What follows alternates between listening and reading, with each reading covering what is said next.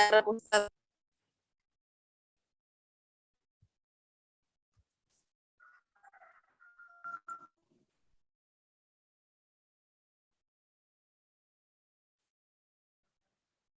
Halo, halo.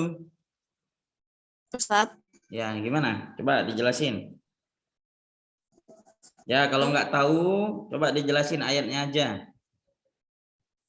Dari Israel itu membunuh Bani Israel lain dari tempat tinggal mereka. Terus Bani Israel itu saling membantu dalam hal kejahatan. Terus kalau ada yang datang kepada Bani Israel dari sebagian Bani Israel yang lain sebagai tawanan, mereka itu menebusnya, tapi untuk hal yang buruk. Terus mereka ditanya, apakah kalian beriman terhadap kitab dan hingga terhadap sebagian yang lain, gitu. Apa maksudnya kalau di dalam Taurat kalau ada tawanan itu baiknya ditebus, itu merupakan apa namanya keimanan Bani Israel terhadap kitab Taurat, tapi ingkarnya itu yaitu Ustaz dengan mengusir, membunuh, kayak gitu Ustaz, bentuk ingkar terhadap Tauratnya Ustaz. Kalau di teksnya, redaksinya itu ada menyebutkan Bani Israel nggak mereka itu? Enggak. Terus siapa dong mereka?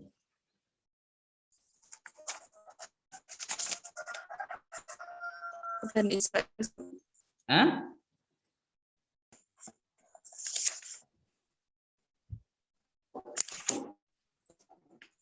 Menarik ya, ini kita belajar tafsir sambil menyelam belajar sejarah. Ayat yang sebelumnya Ustaz. Gimana? Ayat yang sebelumnya Ustaz.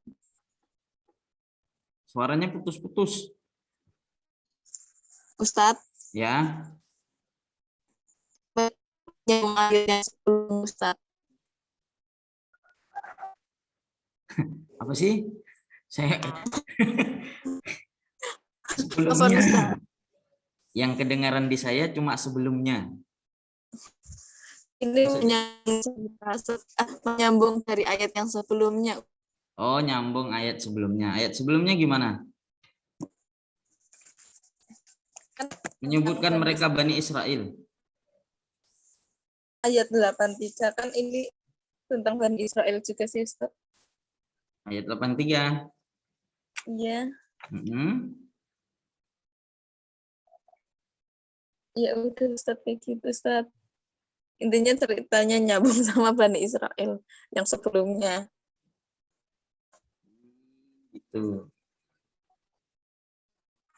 Ya. Udah itu aja. Iya udah Ustaz. Dan nanti kalau ditanya sama jamaah gimana tuh? Bani Quraidah, Bani Nadir, Bani Aus, Bani Khazraj. Di mana rumah mereka tuh? Kampung halamannya di mana tuh? Ini kisahnya di mana? Kisahnya dengan siapa? Tuh. Gimana dong?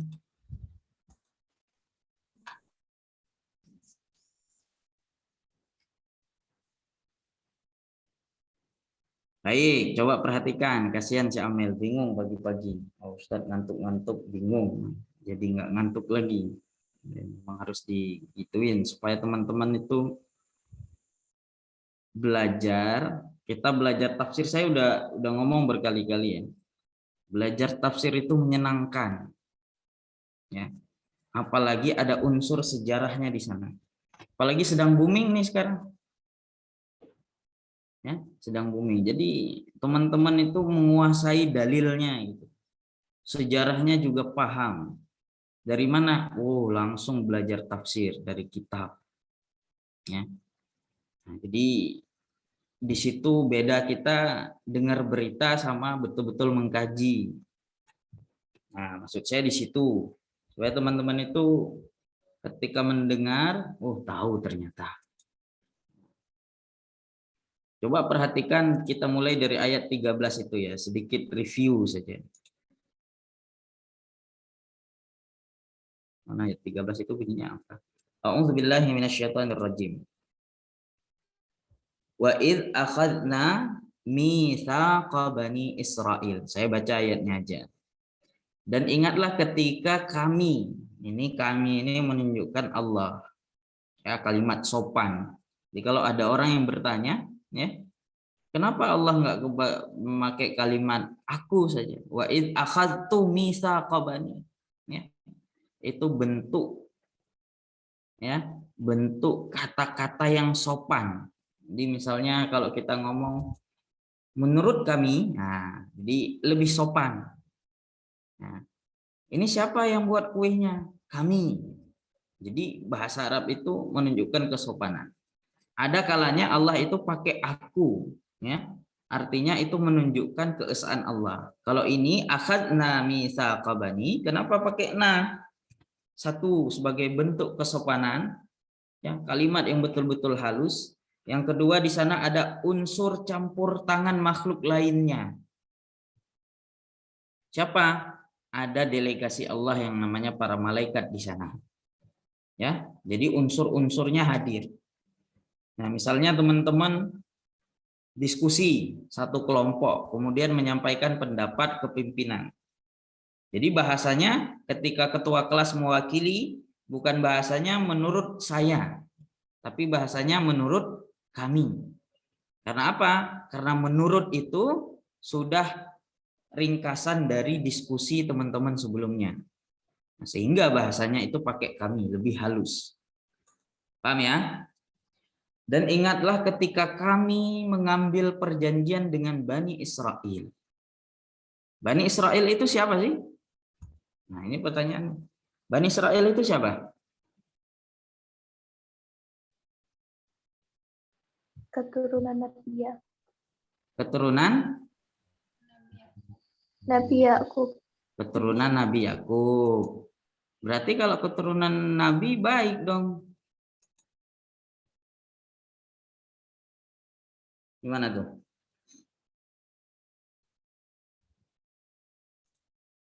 Kalau keturunan Nabi baik dong berarti. Enggak semua. Oh, enggak semua. Ada yang jahat juga ya. Nah, Bani Israel beda antara bani dengan aulad atau walad. Ya. Kalau walad, nah, jadi ada kata disebut dengan walad. Walad artinya apa?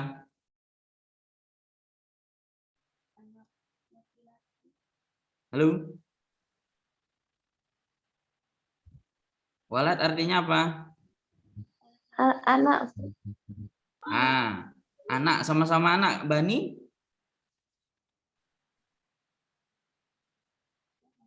Suku.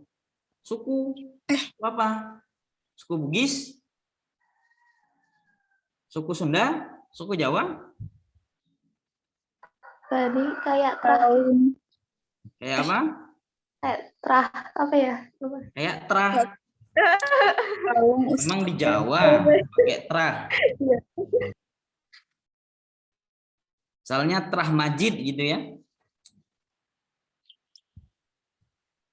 Kalau walad, jamaknya aulad, itu adalah turun-temurun dari atas ke bawah. Ya, yang namanya turun-temurun itu kan dari atas ke bawah ya. Dia sesuai dengan garis turunan. Misal, ya, Pak Majid punya anak namanya Yulianti. Nah, Yulianti punya anak bawah terus, bawah terus, bawah terus. Artinya dari atas ke bawah lurus. Itu disebut dengan waladun atau aulad. Tapi kalau ibnon, waladun, ibnon itu artinya sama, anak. Kalau ibnon jamaknya bani, ya, itu adalah turun temurun, lurus ke bawah, ke samping, sepupu, saudara nggak kenal segala macam, pokoknya kalau ada garis turunan, ya, sedarah dari atas dari manapun dapatnya itu disebut dengan bani. Maka kita ini adalah anak cucunya Adam, disebut dengan bani Adam, bukan auladun Adam. Paham ya? Jadi kalau bani turunannya ke bawah ke samping semuanya. Asal ada turunan, asal ada mutasilnya, asal ada ketersambungan disebut dengan bani. Nah, kalau kita misalnya Bani Adam, kan ada keturunan karena Adam itu bapak pertama, jadi pasti kita itu keturunan Adam, disebut dengan Bani Adam. Bahasa lain manusia dalam Al-Qur'an itu disebut dengan Bani Adam. Ada disebut dengan manusia, ada disebut dengan Bani Adam, ada disebut dengan Bashar. Bashar, Bani Adam, Anas, manusia. Anis, Anas. Artinya lemah lembut. Nah, itu bedanya. Jadi kalau ditanya, apa itu bani? Ya, turunan dari segala sisi yang setiap sisi punya ketersambungan ke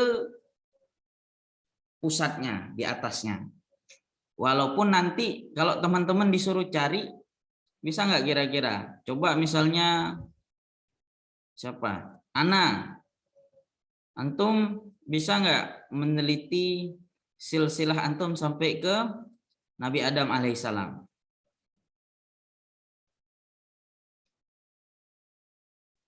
Kenapa nggak bisa? Karena nasab kita nggak dijaga, nggak seperti orang-orang Arab pada umumnya. Jadi kalau di negeri Arab, ya, yang namanya nasab itu, ya, satu hal yang membanggakan, satu hal yang harus dipertahankan. Ya, maka ketersambungan sampai bapak nenek moyang itu harus dijaga. Nah, kalau kita namanya siapa? Ana. Udah itu aja, nggak ada pakai bapak, nggak ada pakai kakek. Misalnya nama Ustadz siapa? Muhajir. Al-Mahmudi siapa? Kakek saya, kan gitu. Jadi biasanya orang itu di belakangnya pakai nama orang tua supaya tidak hilang yang namanya nasab. Ya, misal Umar bin Khattab, Ali bin Abi Thalib, Muawiyah bin Abi Sufyan. Nah, tapi seiring dengan berjalannya waktu itu hilang karena kepanjangan. Ya, karena kepanjangan. Tapi saya tetap pakai walaupun nggak pakai bin. Nama kakek saya Mahmud. Ya, jadi Al-Mahmudi itu diambil dari kata nama kakek saya. Misal ya, misal walaupun nyata ya, memang nama kakek saya Mahmud, Teku Mahmud. Teku Ibrahim, Teku Mahmud, Teku Ayub, Teku Muhajir Al-Mahmudi, Teku Haikal Al-Mahmudi di bawahnya terus. Jadi nasab itu harus dijaga. Itu dari jalur siapa? Dari jalur suami. Dari jalur bapak. Yang boleh pakai jalur ibu siapa? Cuma Nabi Isa alaihissalam. Isa bin Maryam. Karena beliau nggak punya bapak. Kalau sekarang banyak anak yang nggak punya bapak. Kalau Nabi Isa nggak punya bapak, memang nggak ada proses antara bapak dan ibu. Tapi kalau sekarang banyak anak nggak punya bapak, tapi melalui proses bapak dan ibu. Nah, itu bedanya. Kalau ditanya, adakah anak sekarang yang nggak punya bapak? Banyak. Tapi beda dengan Nabi Isa. Ya, ada istilah nikah by accident. Tahu ya? Nikah karena kecelakaan, gitu ya. Orang kerennya bilang begitu. Ya. Jadi buat dulu baru halal. Jadi itu di tengah-tengah masyarakat sering terjadi. Bahkan teman-teman kita misalnya ya yang pergaulannya bebas itu sering terjadi. Udah ngerti bani ya? Jadi kalau ditanya bani itu apa? Nah, teman-teman harus udah bisa jawab ya. Nanti ketika ditanya guru tafsirnya apa nggak ngajarin kan repot. Saya udah ngajarin ya. Terlepas ya. Ana bari minkum ya. Saya udah berlepas ya. Udah kita pelajari. Israil. Isra dari kata asra. Subhanalladzi asra bi'abdihi lailam minal masjidil harami ilal masjidil aqsa. Artinya apa? Jalan, menjalankan. Ya. Artinya jalan, dekat, mendekati. Il itu artinya Tuhan. Israel artinya kecintaan kepada Tuhan atau lebih dekat kepada Tuhan.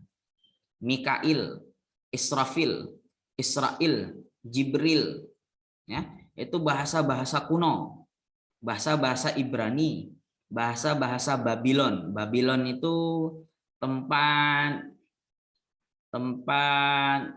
dakwahnya Nabi Ibrahim alaihissalam. Di mana Babylon itu? Ada di Irak. Ya. Maka di Arab itu, ya, bumi Syam itu, ya, itu banyak diturunkan para nabi. Maka bumi Syam disebut dengan buminya para nabi.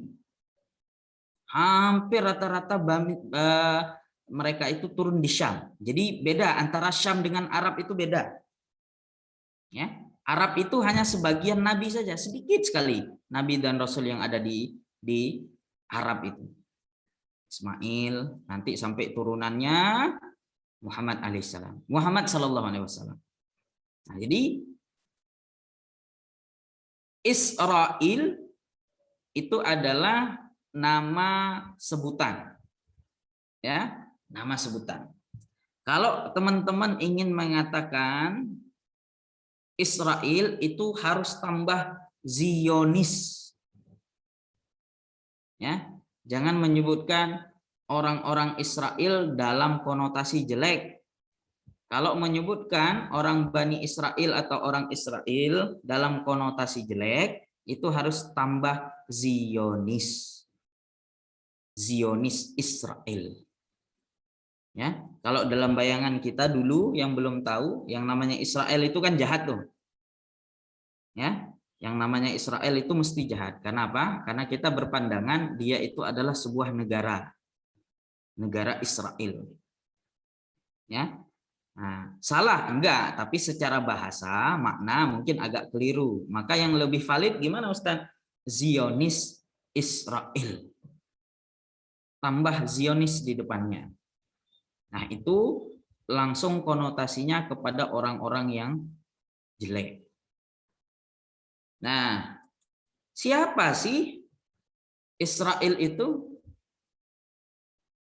Siapa kira-kira Israel itu?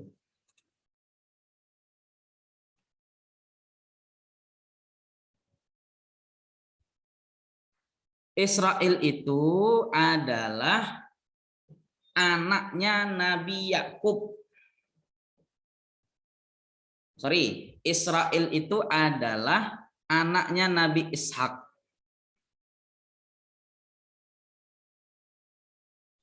Ibrahim, ya, yang kita kenal dengan Bapak Tauhid, ya. Kalau orang-orang kontemporer sekarang disebutkan dengan Bapak Tauhid. Kenapa disematkan dengan Bapak Tauhid? Karena cari Tuhan. Lihat bulan, hadza Rabbi. Ketika bulan hilang di pagi hari, wah saya nggak suka Tuhan yang hilang. Lihat matahari, hadza Rabbi. Ketika matahari terbenam di sore hari atau menjelang malam, beliau nggak suka dengan sesuatu yang terbenam. Jadi disebut dengan Bapak Tauhid atau orang yang mencari Tuhan. Lalu beliau berkesimpulan setelah mencari Tuhan, ya, dikisahkan di dalam Al-Quran itu, udah semua dicari Tuhan karena beliau nggak setuju dengan bapaknya yang bernama Azar. Ya, bapaknya itu adalah pemahat patung dari batu. Sudah dipahat, dibentuk, dicat, disembah. Ya, antum buat patung, tapi antum sembah berdoa kepada dia, kan nggak logis tuh. Nah, jadi kecerdasan Nabi Ibrahim itu sudah terlihat ketika beliau masih kecil, dan menjelang remaja. Bapaknya itu ahli pahat, orang ternama, ya, buat patung di rumahnya gede-gede, ya, lalu disembah oleh masyarakat sekitar atau kaumnya Nabi Ibrahim. Nabi Ibrahim berpikir, nggak logis ini.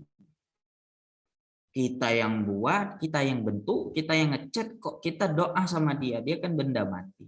Sehingga beliau, ya, lalu menghancurkan seluruh patung-patung yang ada di dalam tempat itu dan menyisakan satu patung yang besar yang kemudian dililitkan di lehernya sebuah kapak. Nah, ketika pulang, ya, maka orang-orang marah, kaget. Ini siapa yang menghancurkan Tuhan-Tuhan? Lalu mereka mengabsen bahasanya, absen satu-satu. Tadi yang nggak ikut kerja bakti siapalah bahasanya gitu ya. Jadi tuduhan. Dicek anak-anak muda yang nggak ikut, ternyata ada siapa? Ibrahim bin Azar. Panggil. Lalu Ibrahim ditanya, Ibrahim, ente kan tadi nggak ikut kerja bakti lah bahasanya gitu ya. Nah, nanti jangan betul-betul diterjemahkan kerja bakti, repot. Tadi kan nggak ikut kumpul-kumpul. Kemana ente? Nah, bahasanya gitu. Lalu siapa yang melakukan ini? Apa jawab Nabi Ibrahim? Tuh, nanya aja sama Tuhanmu. Yang paling gede itu, yang di lehernya ada kapak. Mungkin dia yang bunuh adik-adiknya gitu. Artinya patung-patung yang kecil. Tetuanya bilang, gila apa? Nanya sama benda mati. Yang nggak mungkin dia bisa jawab. Nah, udah tahu benda mati, kok disembah? Nah, jadi logikanya itu diputar balik seperti Rocky Gerung. Ya. Jadi sehingga orang-orang itu merasa terkalahkan dan tersudutkan. Yang namanya pemimpin suku, walaupun salah, karena sudah disudutkan, tetap dia dianggap benar kan gitu. Misalnya saya salah gitu ya, saya nggak mau dianggap salah. Kenapa? Karena saya ustadz. Nah, repot gitu kan. Kalau salah ya salah. Nah, dari Ibrahim inilah kemudian ya lahir dua anak. Yang pertama Ismail. Ya. Lama kan pengen punya anak. Yang pertama Ismail. Sampai tua renta. Akhirnya menikahi Hajar yang lumayan muda. Ya, dikasih anak walaupun nunggu lama. Namanya Ismail. Ismail ini kelak menjadi nenek moyang atau cicit cucut dari Nabi Muhammad sallallahu alaihi wasallam. Dari Bunda Hajar lahir Ismail. Dari Bunda Sarah, Sayyidah Sarah, lahirlah yang namanya Ishak. Jadi Nabi Ishak dan Nabi Ismail itu adik kakak, adik abang. Ismail anak pertama, Ishak anak kedua yang kelak jadi nabi nanti. Nah, dari Ishak ini ya, kemudian lahirlah seorang putra yang bernama Yakub. Yakub inilah karena beliau itu adalah orang yang sangat mulia akhlaknya, baik, ya, nabi, wajar. Kemudian santun, ya, sama seperti bapaknya Ishak, maka dijuluki dengan nama Israel, artinya orang yang dekat dengan Tuhan. Ya. Atau bahasa lainnya, nama lain dari Nabi Ishak, Nabi Yakub, itu adalah Israel. Karena apa? Karena sifatnya yang sangat mulia. Paham ya? Dari Nabi Ishak, dari Nabi Yakub bin Ishak bin Ibrahim, ya, itu lahirlah atau punya anak 12 orang. Termasuk di dalamnya Nabi Yakub punya anak yang namanya Nabi Yusuf. Dari turunan 12 inilah nanti yang apa? Yang menjadi cikal bakal dari bangsa Yahudi. 12 anak itu ya, ada Ruben. Jadi anak Nabi Yakub itu ada namanya Ruben. Kenal Ruben? Kalau Ruben Onsu kenal ya? Ruben Onsu itu kakaknya Jordi Onsu. Ya. Nah, dari 12 putra ya, Ruben, Simon, Lewi, Issakhar, Zubulon, Yusuf alaihissalam, Bunyamin, Dan, Naftali, Gad, Asher, Yahuda. Nah, salah satu nama Bani atau orang-orang Yahudi dinisbatkan ke salah satu putra Nabi Yakub yang bernama Yahuda atau Yahudi. Namanya itu sejarah secara turun temurun. Kenapa mereka itu jahat? Karena sudah terlihat dari kecil. Nabi Yakub punya anak namanya Yusuf yang secara fisik sangat sempurna. Ya. Sudah ganteng. Mungkin kalah itu BTS itu ya. Yang kalau teman-teman tinggal di Bogor ada yang pesen BTS meal enggak? Enggak ya? Ya, Ustaz. Oh, enggak. Ada yang ini apa? Fan-nya BTS garis keras? Enggak ya? Nah, kalau istri saya fan tapi enggak garis keras, garis biasa saja. Jadi istri saya itu fan garis kerasnya grup Al-Mahmudi gitu ya. Jadi kalau yang lain itu garis enggak keras. Tapi senang. Senang boleh. Saya juga penggemar Korea. Banyak nonton film Korea. Antum sebutin tentang film-film Korea, saya tahu judulnya. Tentang politik, tentang percintaan, tentang binatang, ya, tentang peperangan, tentang apa lagi. Dulu sempat suka. Sekedar suka, tapi tidak jadi fans garis keras. Fan garis keras Ustadz siapa? Rasulullah Muhammad Sallallahu Alaihi Wasallam. Kalau sudah namanya dicatut, namanya dijelek-jelekkan, nyawa pun bisa dipertaruhkan. Ya, gitu. Nah, dari 12 anak itu Nabi Yusuf, ya, ada Simon, ada Issakhar, ada Ruben, ada macam-macam ya, nama-nama orang dulu. Ya, jadi kalau dipakai sekarang rada-rada kuno. Ya. Misalnya pakai nama Naftali, kalau di Indonesia apa ya? Nama-nama aneh kadang-kadang kita nggak tahu itu adalah nama-nama anak-anaknya Nabi. Jadi kalau di dalam Islam ya kebanyakan ya itu menamakan dari nama kakek-kakeknya terdahulu. Misalnya Ali bin Abi Thalib punya anak namanya Hasan Husain bin Ali. Ya. Hasan Husain bin Ali punya anak nanti dikasih nama Ali bin Hasan, Ali bin Husain. Kemudian nanti anak cucunya Husain punya anak diberi nama nanti Ali bin siapa lagi. Jadi sehingga ada namanya nanti istilahnya kalau di kerajaan Mataram atau kerajaan Jogja itu ada istilah Hamengkubuwono I, Hamengkubuwono II sampai sekarang yang ke-10. Nah, jadi turun temurun. Sifat anak-anak atau cikal bakal dari bangsa Yahudi ya, itu sudah terlihat ketika mereka masih dalam didikan Nabi Yakub alaihissalam. Ya. Kenapa? Buktinya apa? Buktinya mereka iri terhadap Nabi Yusuf alaihissalam ya, yang karena dengan akhlaknya yang mulia ya sangat disayang oleh bapaknya Yakub atau Israel.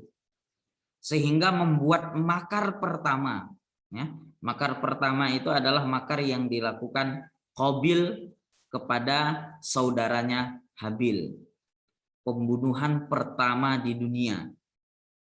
Ya, itu adalah Qabil dan Habil. Ya, sedarah, membunuh sedarah. Karena memang dulu nggak ada yang nggak sedarah. Orangnya cuma itu aja. Ya, jadi cuma Nabi Adam punya anak lahirnya barengan. Jadi setiap lahir Siti Hawa itu mesti kembar. Ya. Lahir misalnya Labuda. Labuda itu lahir bersama Qabil, ya, kembar. Lahir. Kemudian Iklima lahir bersama Habil, kembar.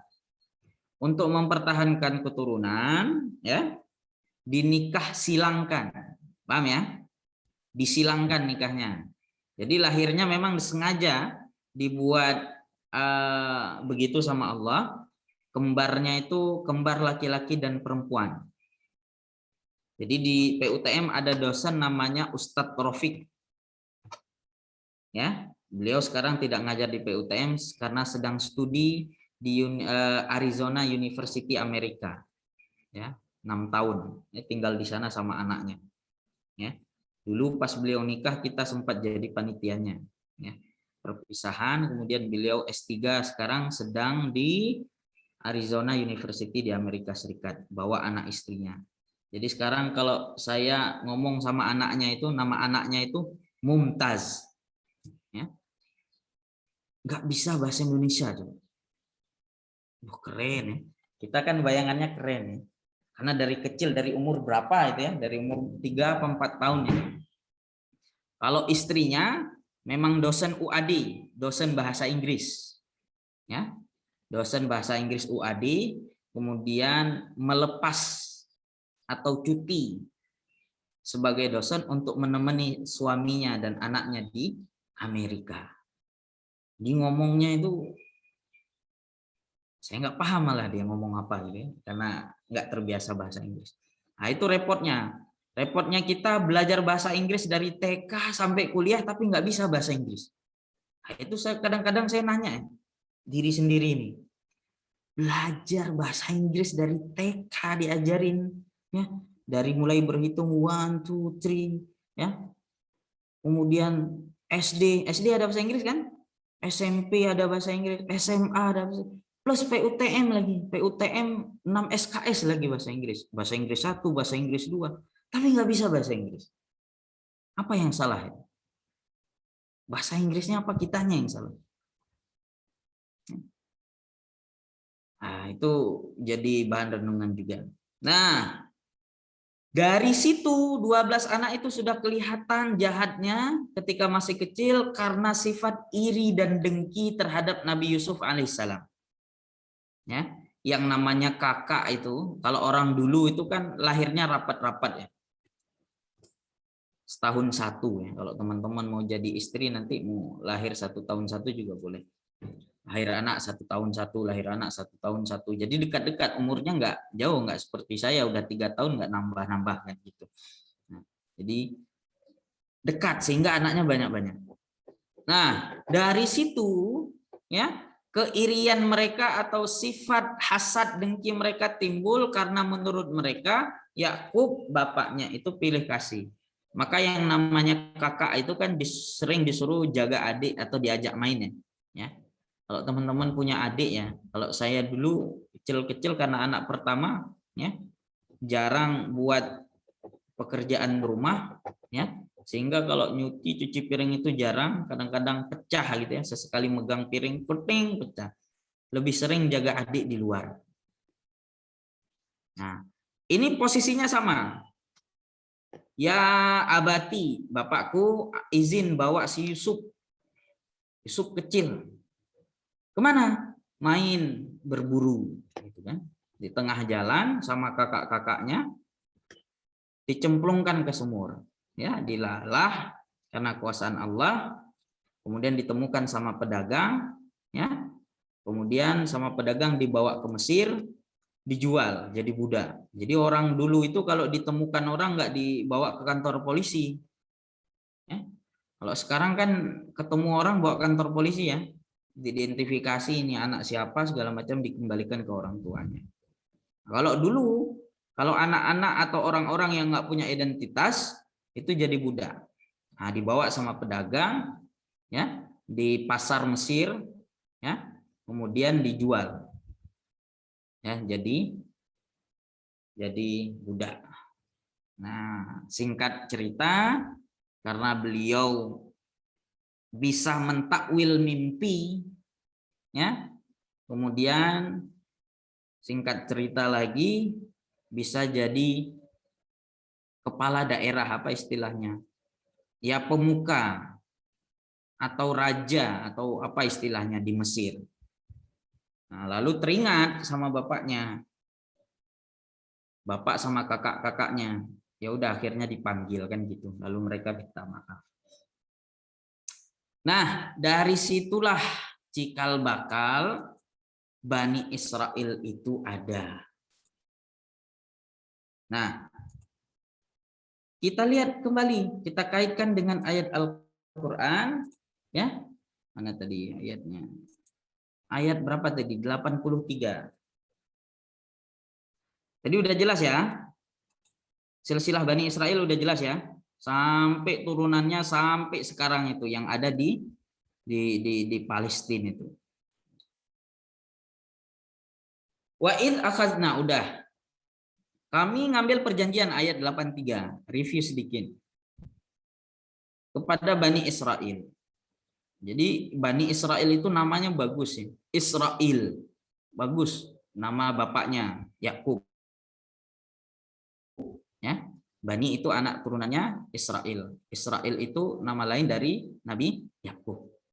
Apa perjanjiannya? La ta'budu, kamu jangan sesekali, la ta'buduna, jangan sesekali kamu menyembah illallah, kecuali kepada Allah. Itu ayat 83. Setelah itu apa? Wabil walidaini ihsana, dan berbuat baik kepada kedua ibu bapakmu. Coba ya. Perhatikan ya, urutan dari ayat ini. Baktinya kita kepada orang tua itu urutan kedua setelah Allah. Ya, jadi jangan main-main dengan orang tua. Jangan durhaka sama orang tua. Jangan sesekali berani berbohong kepada orang tua. Ya. Derajatnya itu di bawah Allah orang tua. Yang ngomong Ustadz Mahmudi bukan ayat Al-Quran. Bukan saya yang ngomong, tapi ayat Al-Quran. La ta'budu illallah pertama, yang kedua wabil walidaini ihsana. Include, kalau Rasulullah masuk dalam nomor berapa? Itu include la ta'budu illallah. Include di situ. Setelah itu siapa? Orang tua. Nah, jadi hati-hati ya dengan orang tua ya. Karena itu perkataannya itu semuanya mustajabah. Wadil kurba, kerabat dekat. Jadi kalau antum punya rezeki, ada saudara yang membutuhkan, maka yang paling afdal itu ditolong adalah zil kurba, kerabat dekat, saudara. Kalau saudara nggak ada Ustadz, oh semua saudara saya orang kaya, tetangga. Kalau nggak ada Ustadz, cari orang-orang yang ada di sekitar. Ya. Jadi idealnya gimana? Orang tua, zil kurba, wal yatahama, baru cari anak yatim.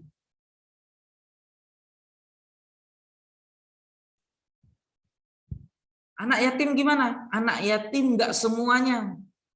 Ada anak yatim itu berarti bapaknya udah wafat. Tapi dia nggak kekurangan harta. Ada nggak anak yatim yang bapaknya wafat tapi nggak kekurangan harta? Banyak ya. Tapi ada nggak setelah bapaknya wafat anaknya luntang-lantung? Lebih banyak Ustaz. Lalu gimana? Ya cari anak yatim yang ketika ditinggal bapaknya dia itu kekurangan dari sisi keuangan. Kalau misalnya Misal ya, ini misal saja. Raffi Ahmad wafat, kira-kira Rafathar miskin nggak? Enggak. 7 turunan mungkin nggak miskin. Kenapa? Harta bapaknya banyak. Harta emaknya banyak. Harta neneknya juga banyak. Hotel di mana-mana. Nah, jadi dia nggak masuk dalam kategori orang-orang yang harus disantuni. Karena apa? Karena yatimnya dia itu banyak meninggalkan harta. Dari sisi psikis iya, dia kehilangan seorang bapak. Tapi ada anak yang nggak yatim, ya, lebih miskin dari anak yatim. Ada nggak? Ya, ada ibu bapaknya lengkap, tapi lebih susah hidupnya daripada anak yatim. Bahkan kadang-kadang seperti anak yatim, statusnya mau diberi bantuan nggak bisa karena bapaknya masih hidup. Tapi bapaknya nggak pulang-pulang, Bang Toib. 3 kali lebaran nggak pulang-pulang. Ya, mau dibuat di sekolah statusnya yatim nggak bisa untuk dapat dana BOS misalnya, atau dana bantuan anak yatim. Kenapa? Karena bapaknya masih hidup, tapi bapaknya nggak pulang-pulang. Nah itu juga kasih. Setelah itu baru wal masahakin. Cari orang miskin. Apa bedanya orang miskin dengan orang fakir? Apa bedanya orang miskin dengan orang fakir? Kalau orang miskin, ya, dia itu makan bisa bertahan hidup. Masih ada duit, tapi memang mepet. Ya, cuma ada duit untuk bertahan hidup, untuk makan. Kalau dibelikan keperluan sekunder, maka besok dia nggak akan makan. Itu orang miskin. Kalau orang fakir, pagi makan, siang mikir mau makan apa. Kenapa mikir? Karena nggak punya duit. Nah, paham ya? Jadi orang miskin itu di atasnya orang fakir. Gimana? Orang miskin itu miskin, orang fakir itu lebih miskin. Nah, gitu. Ya dipahami sendirilah. Maka disebut dengan fakir miskin. Fakir. Al-Fakir, Muhajir Al-Mahmudi kan gitu biasa. Kalau orang-orang bawa acara atau memberi penghormatan kepada orang-orang yang ilmunya lebih besar. Nah, itu perjanjiannya. Perjanjiannya apa? Yang pertama, nggak boleh menyembah selain Allah. Yang kedua, berbuat baik kepada ibu bapak. Yang ketiga, berbuat baik kepada zil kurba. Yang keempat, kepada anak yatim. Yang kelima, wal masakin. Yang keenam, wa qulu linnasi husna. Berkata baik kepada manusia. Jadi ada kata Husain, Hasan, husna, hasanah. Kalau husna, ya, kalau husna itu adalah, nah kalau ini ya, coba dilihat ayat 83, penjelasan dari kata husna. Ya. Minal amri bil ma'rufi wan nahyi anil munkari wasidqi fi sya'ni Muhammadin wa rifqi bihim.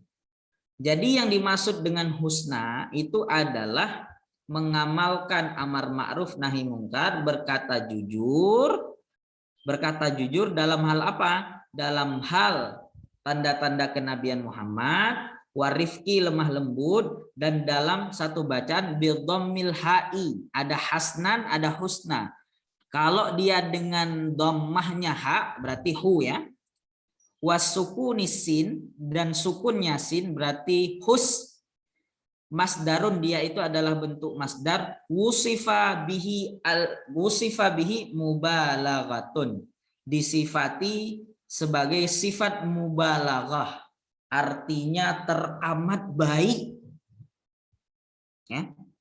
Jadi dari sisi bahasa Husin, Hasan, Hasanah itu beda maknanya.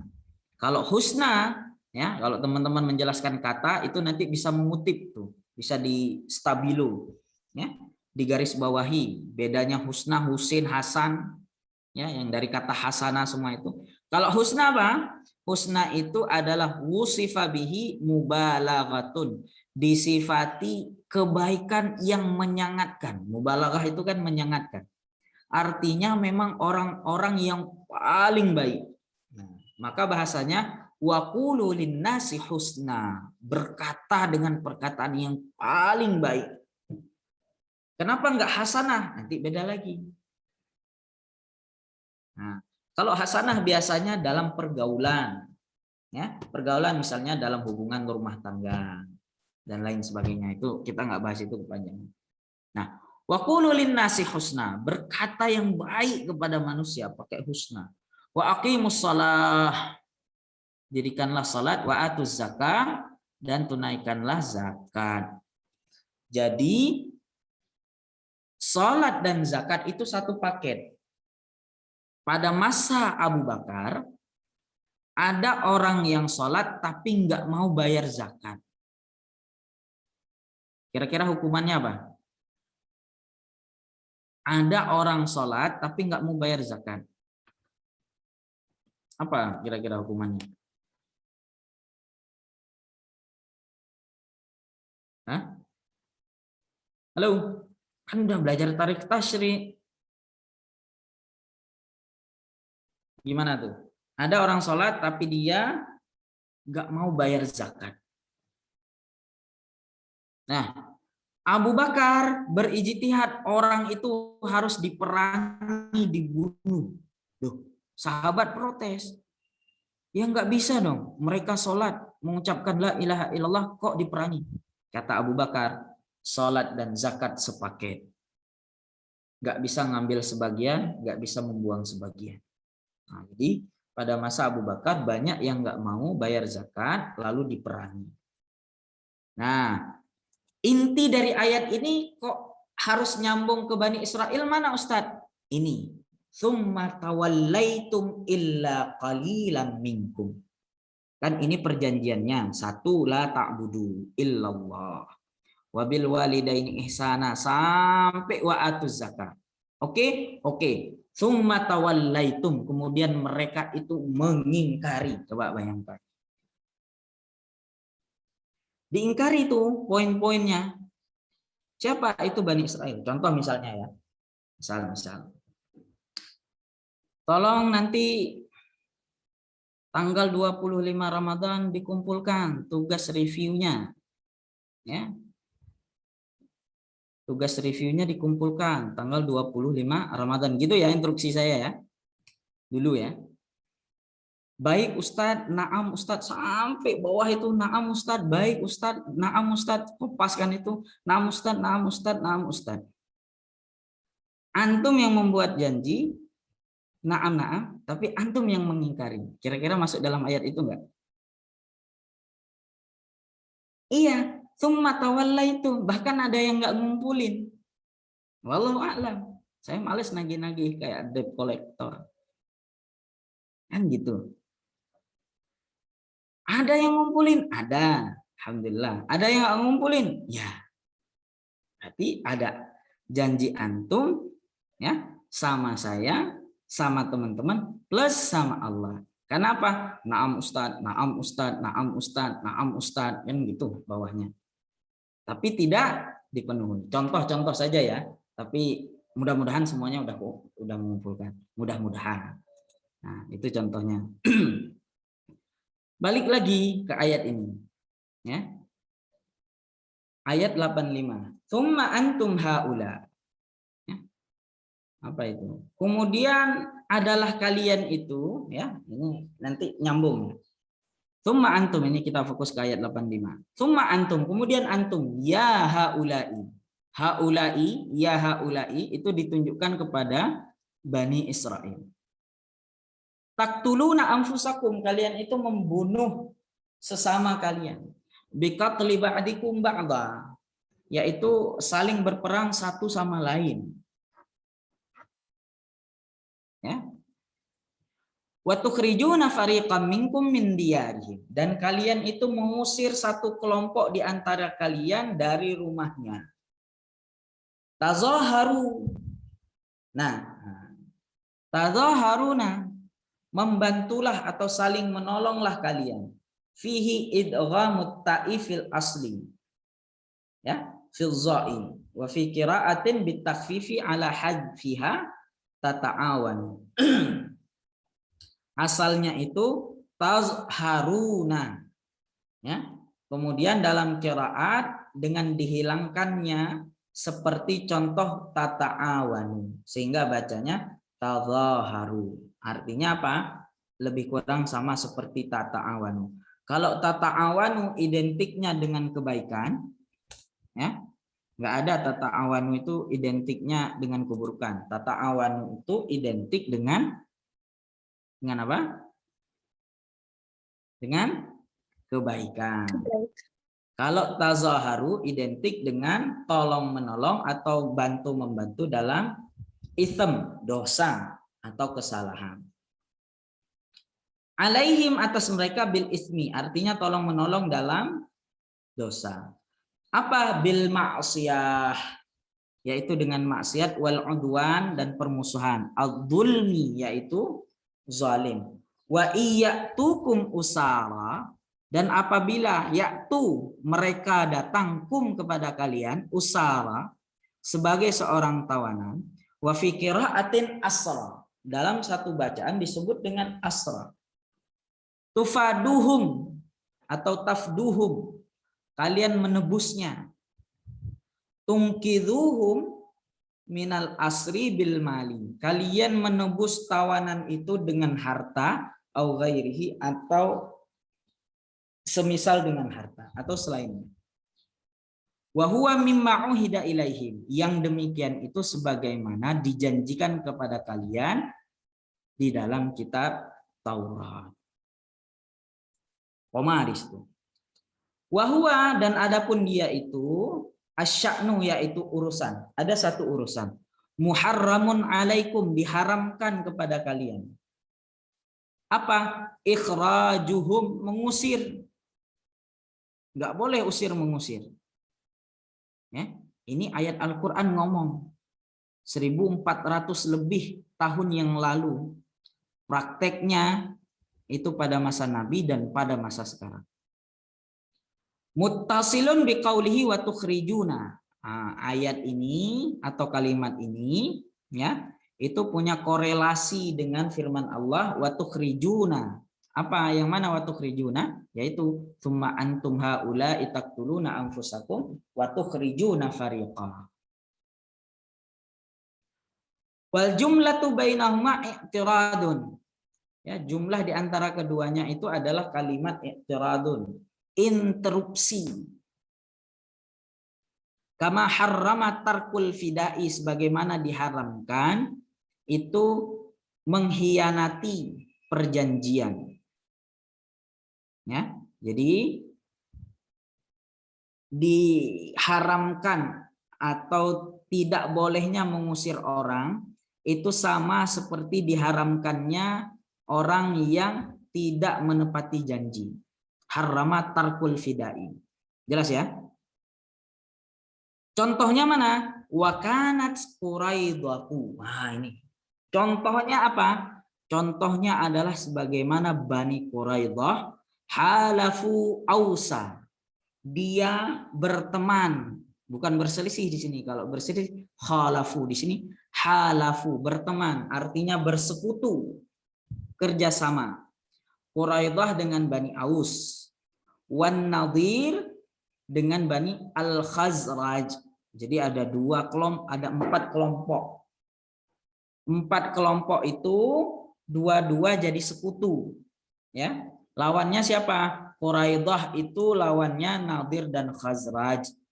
Quraidah bersekutu dengan siapa? Temannya siapa? Namanya Bani Aus. Ya. Fakana kullu fariqun yuqatilu ma'a hulafaihi. Ya, maka setiap kelompok itu mereka itu berperang bersama khulafahu, bukan khulafaihi, mereka itu berperang bersama sekutu mereka. Wa yukharribu diyarihim. Diyarahum. Dan mereka mengusir lawan-lawannya dari rumahnya. Wa yukhrijuhum, ya sama, mengusir. Jadi dalilnya itu kan wala tukhriju, nggak boleh usir ya, tapi mereka mengusir.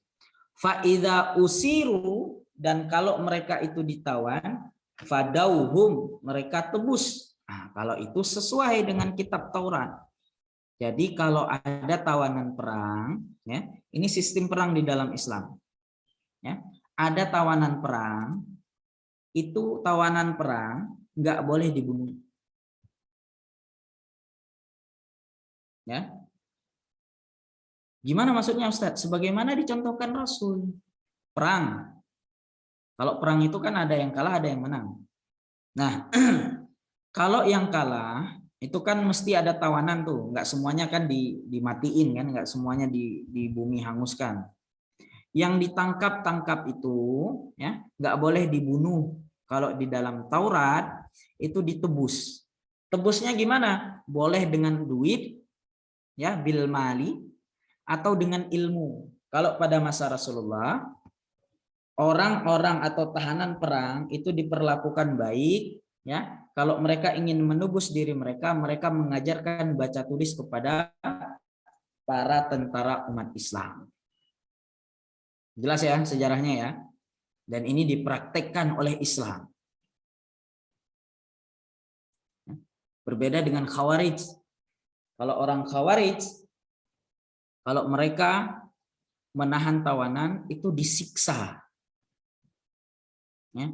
Antum kalau ketik ya, pakai bahasa Arab Khawarij lil hukm, ya, di YouTube itu nanti akan ada satu video, nggak tahu kalau sudah dibandit sama YouTube, ya, mereka dirantai kemudian lehernya dipotong, ya, itu proses penyiksaan atau pembunuhan, ataupun mereka dimasukkan dalam kerangkeng, ya, kerangkeng kotak, ya, besi, kemudian di bawahnya dikasih api dan dibakar hidup-hidup.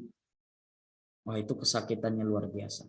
Ngeri, nontonnya aja nggak tega saya jika membahas orang-orang Khawarij ini. Nah, mana tadi? Bani Quraidah itu siapa sih? Nah, ini pertanyaannya. Ya.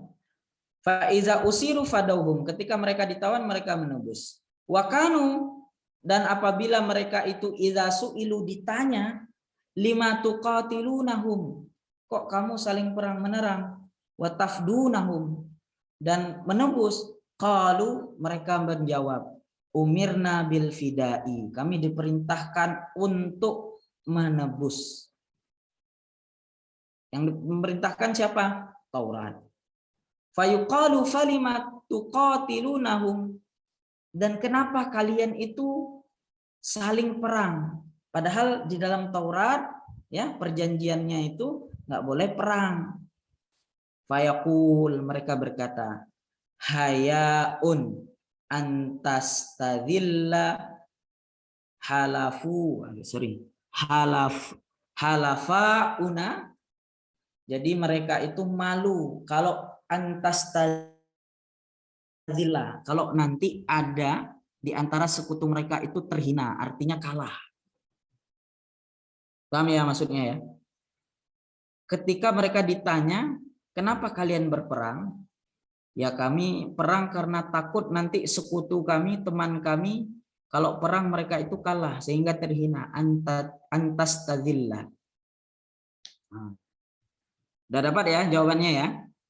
Mereka untuk menebus sudah mengikuti Taurat, tapi perang mereka tidak bisa hindari, alasannya takut nanti sekutunya kalau nggak dibantu kalah perang dan mereka jadi terhina.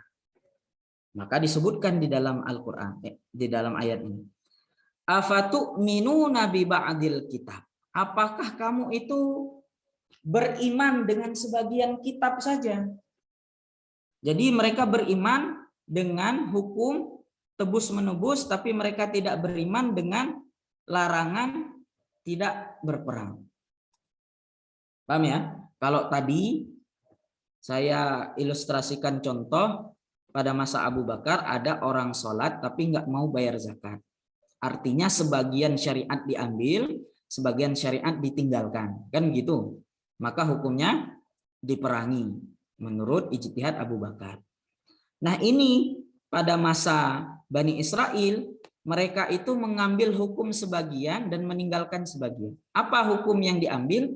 Ya kalau perang tebus-menebus lah, jangan dibunuh. Udah mereka laksanakan. Tapi larangan perang atau gencatan senjata, mereka nggak indahkan. Maka bahasa Al-Quran, afatu'minuna bi ba'dil kitab, apakah kalian hanya mengambil sebagian dari hukum di dalam Alkitab? Wahwa, apa itu yang mereka ambil? Al-fida'u, tebus-menebus.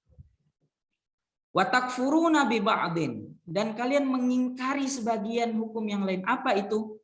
Wa huwa tarkul qatsli wa ikhraji wal mudaharati. Dan mereka meninggalkan atau mengingkari apa?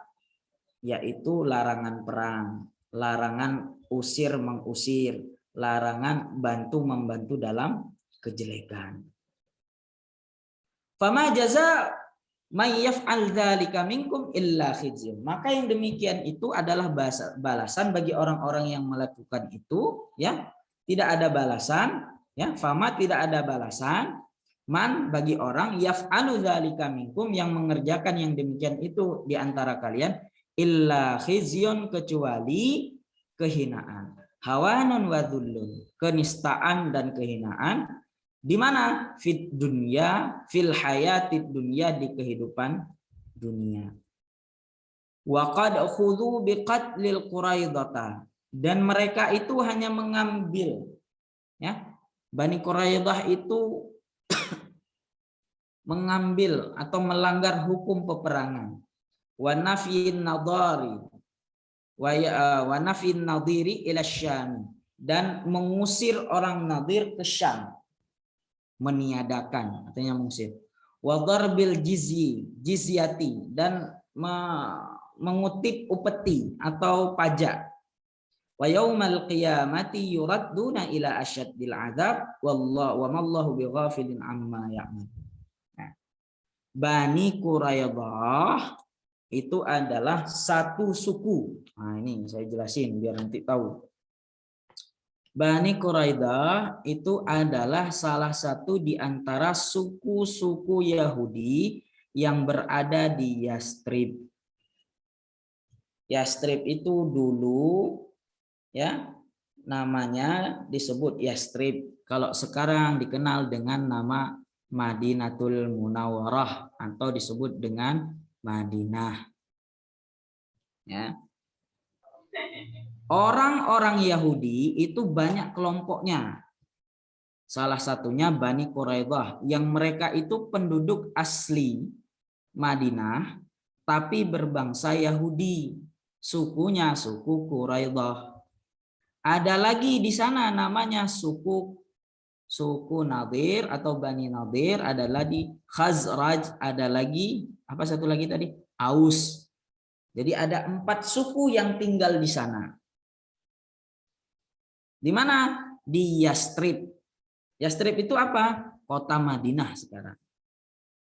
Nah, ketika orang-orang Muslim hijrah dari Mekah ke Madinah, di Mekah tempat kelahiran Rasul itu kan orangnya keras-keras, ya, sehingga sulit untuk menyebarkan ajaran Islam di sana. Maka perintah Allah untuk hijrah pergi ke Madinah.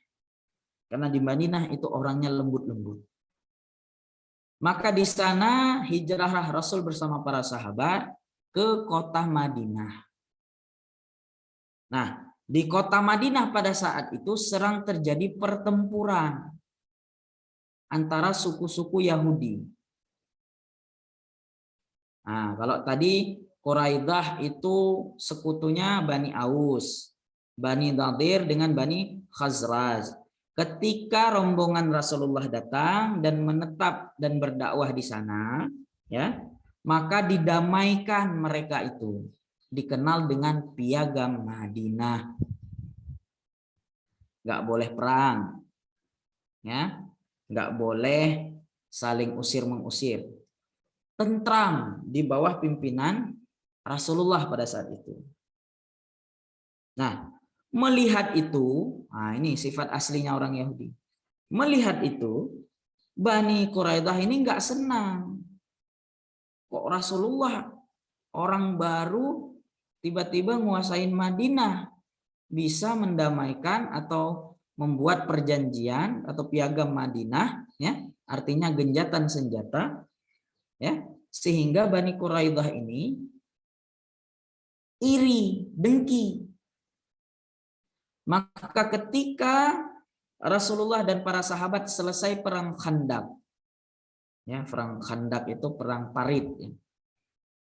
Paritnya kalau teman-teman nanti umroh atau haji insya Allah bareng-bareng, ya, itu bisa ikut meneliti sejarah Khandaqnya, masih ada sekarang walaupun sudah nggak dalam lagi. Panjang, luas seperti tembok, ya, cuma dalam gitu. Jadi sehingga nggak bisa nyebrang. Ya, pengerjaan waktunya juga berbulan-bulan. Brilian ini Salman Al-Farisi. Nah, karena merasa diambil alih, ya, maka dia melanggar aturan. Diusirlah orang-orang Yahudi dari suku Bani lainnya. Maka di sini perintah Allah, ya, perangi orang-orang yang melanggar piagam Jakarta atau melanggar perjanjian. Nah, itu sejarahnya panjang. Nanti teman-teman baca lagi supaya nyambung apa yang saya sampaikan yang singkat ini. Baca lagi sejarah, ya, perjanjian atau piagam Madinah. Itu ada di kitab Nurul Yakin, ada di kitab Rahiqul Maktum karangan Syekh Al-Mubarakfuri juga ada. Ya, kalau nggak bisa bahasa Arab, baca terjemahannya. Ya. Kenapa? Supaya paham alur sejarah, dan itu turunan dari bangsa Yahudi sampai sekarang Zionis Yahudi. Pada masa Perang Dunia Pertama, orang-orang Zionis Israel ini nggak diterima di mana-mana. Ya, nggak ada yang nerima mereka. Di Eropa, di Jerman, puluhan ribu mereka dibantai sama Hitler. Kenapa? Hitler itu cerdas. Dia orang sekolah. Tahu seluk-beluk bangsa Yahudi ini, kalau sudah menepati satu tempat, pasti mereka yukhrijunahu, ngusir. Misal si Leili bertamu ke rumah Al-Masya. Ya, sama Al-Masya dijamu baik-baik. Lama bertamu. Ya, lama bertamu udah seperti rumah sendiri. Ya. Suatu ketika si Al-Masya diusir ya dari rumah sendiri. Nah, jadi sebegitunya, nggak ada yang nerima satupun, ya, kecuali satu negara yang kita kenal dengan Palestina. Kurang baik apa coba? Palestina itu, ya, mereka nggak pakai baju, nggak pakai sendal, cuma celana aja. Saking miskin, kurus, hitam, dekil. Cewek-ceweknya nggak ada yang cantik, jelek, kurus segala macamnya. Datang ke Palestina, ya, sama Palestina dijabat tangan, dipeluk, didirikan tenda, diberikan makan, diberikan minum, diberikan tempat tinggal. Sampai mereka gemuk, sampai mereka sekolah, sampai mereka beranak cucu di sana. Coba bayangkan. Ya. Cuma Palestina yang mau. Apakah Palestina itu bodoh? Enggak. Orang Palestina itu bodoh? Enggak. Mereka tahu. Tapi jiwa kemanusiaan mereka terpanggil. Nggak ada negara yang menerima. Italia begitu masuk langsung pagar ditutup, ibaratnya gitu ya. Jerman dibuka gerbangnya besar-besar, setelah mereka banyak beranak pinak lalu dibunuh, dibantai puluhan ribu sama Hitler. Kenapa? Karena Hitler tahu ini orang, ya, kalau dibiarkan merusak. Maka mereka berpencar-pencar. Ada yang di Inggris, ada yang di Belanda, ya, ada yang di negara-negara Eropa, di Amerika, dan lain sebagainya. Yang paling banyak mereka itu pindah ke negara Syam. Di antara negara Syam itu adalah negara Palestina. Yang mereka tahu bahwa negara itu adalah negara di mana siapapun yang masuk di situ akan dimakmurkan kehidupannya. Itu jaminan Tuhan. Masuk mereka. Ya, seperti saya cerita tadi, diberi segala macam sampai sekolah, pendidikan, ya, sampai punya perkampungan sendiri, ya. Itu rumah siapa? Rumah orang-orang Palestina. Ya. Saking lamanya tinggal mereka, ngaku-ngaku ini tanah saya. Ya udahlah, oke lah kalau cuma sedikit dibiarin sama orang Palestina. Lama-lama jadi sebuah negara. Ya, jadi sebuah negara dan diakui oleh PBB. Ya.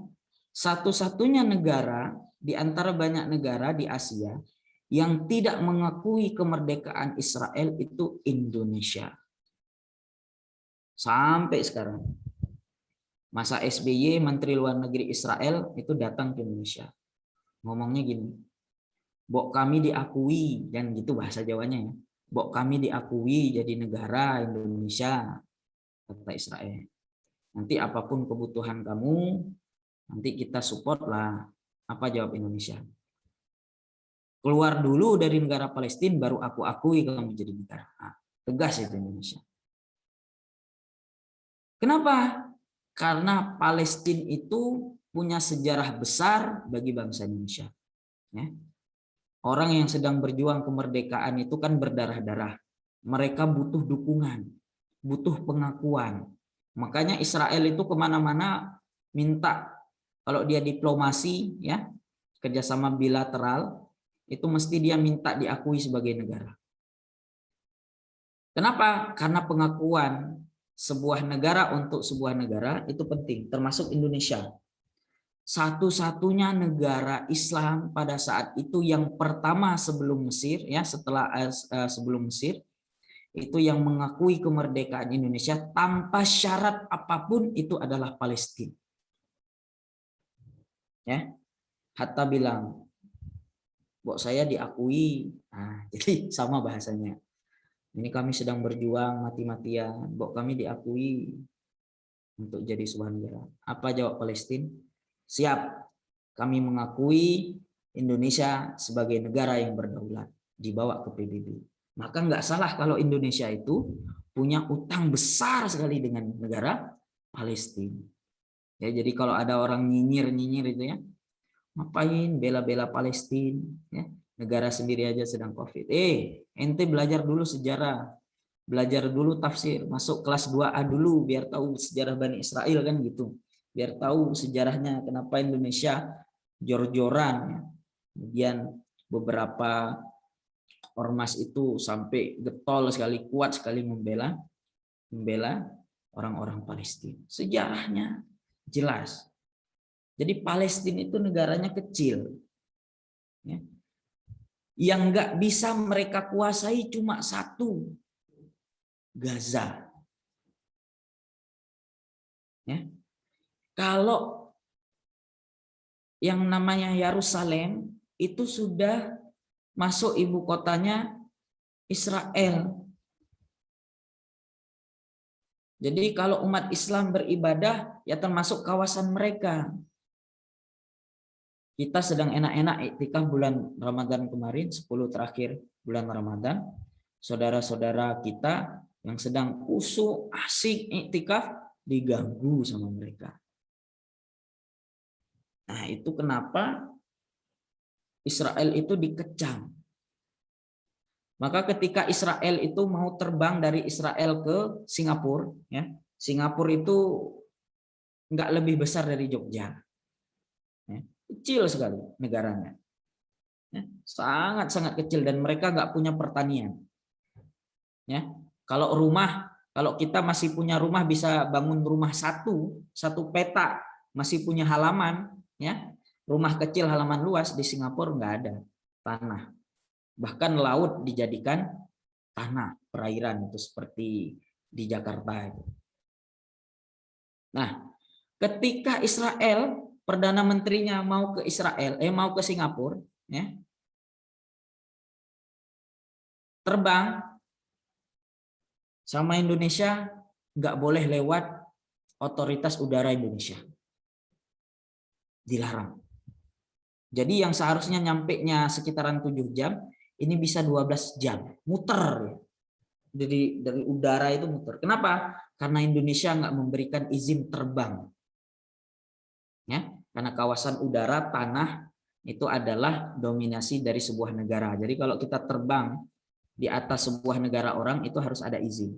Wah, ini kasihan juga ya, si Israel ini terbang. Ya. Jadi waktunya itu double. Ya. Kenapa? Karena kita nggak punya diplomasi dengan Israel. Apakah orang Indonesia bisa ke Israel? Nggak bisa. Kita nggak ada dubes di sana. Kalau mau ke Israel lewat mana? Palestina.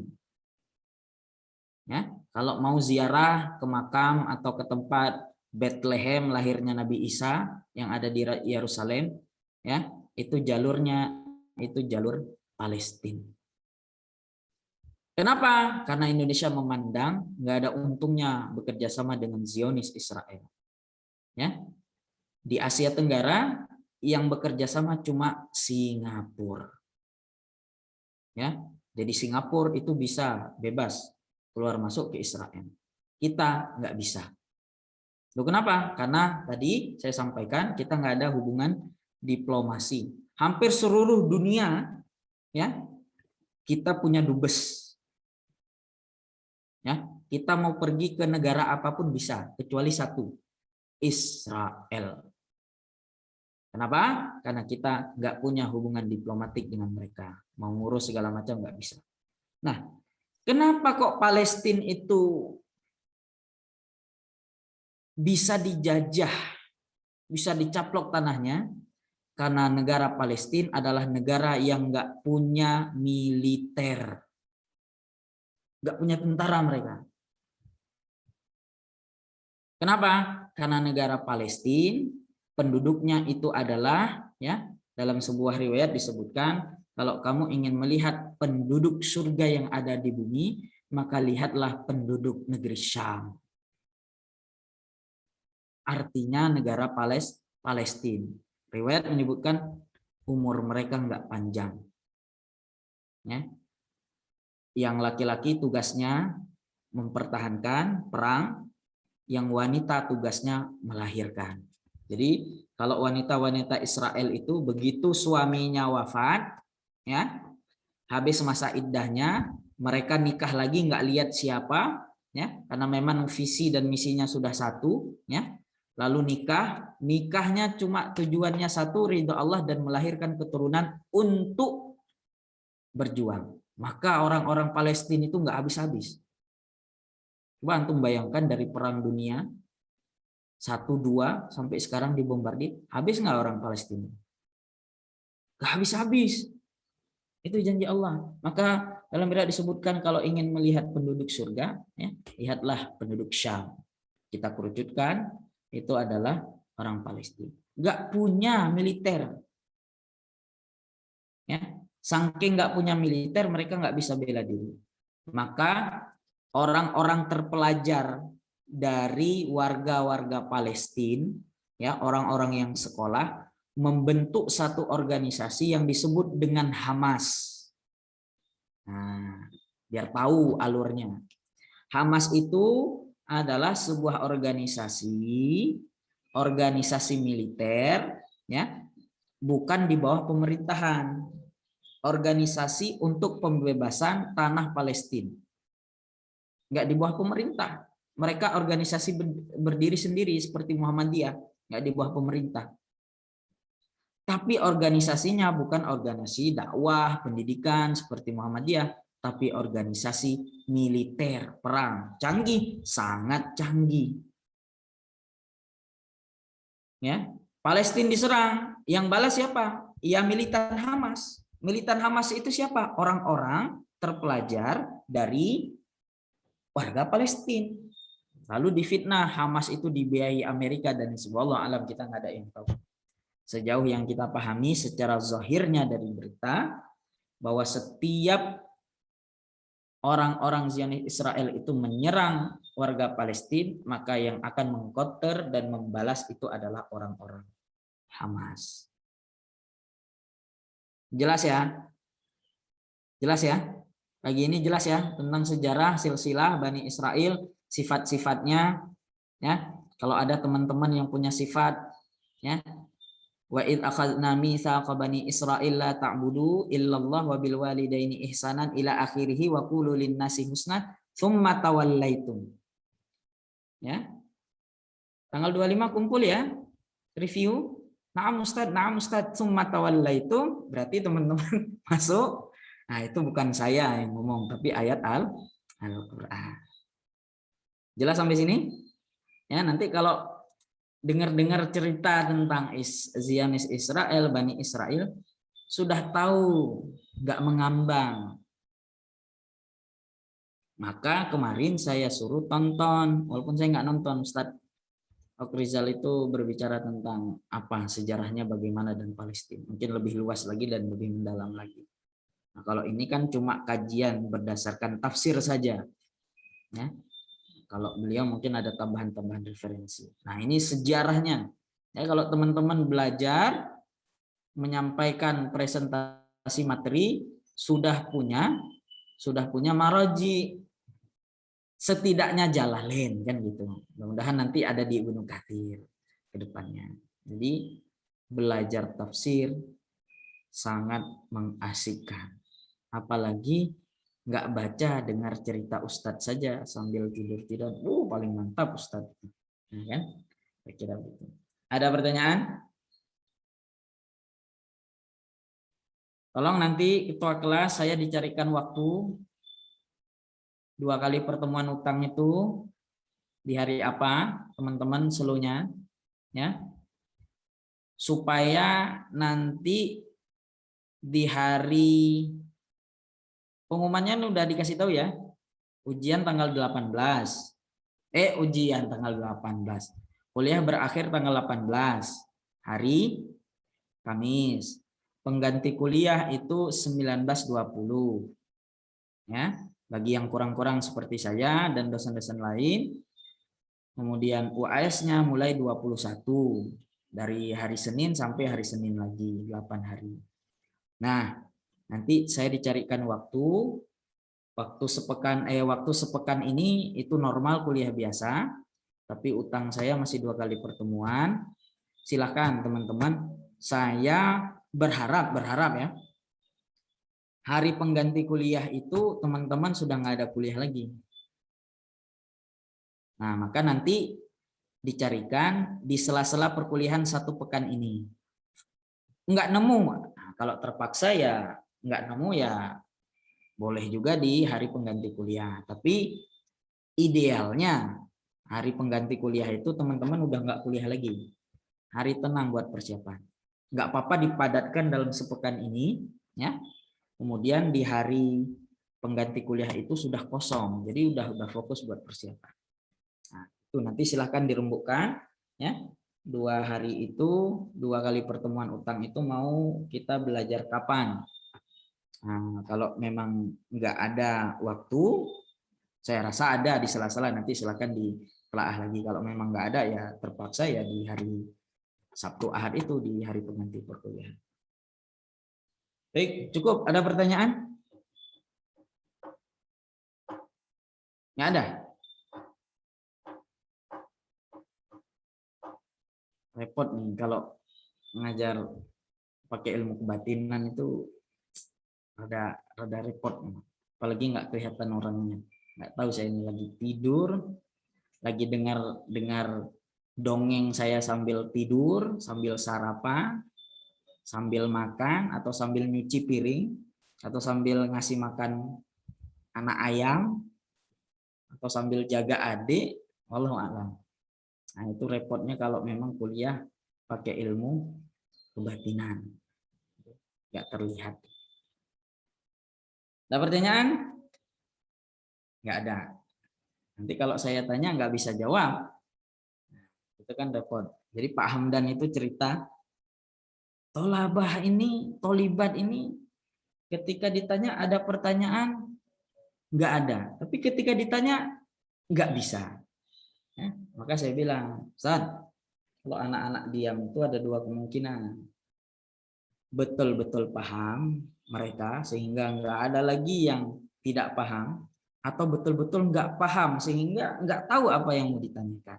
Oh, iya juga ya.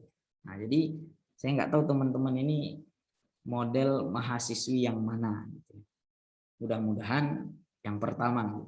Baik, naktatim bikaratil hamdalah. Alhamdulillah.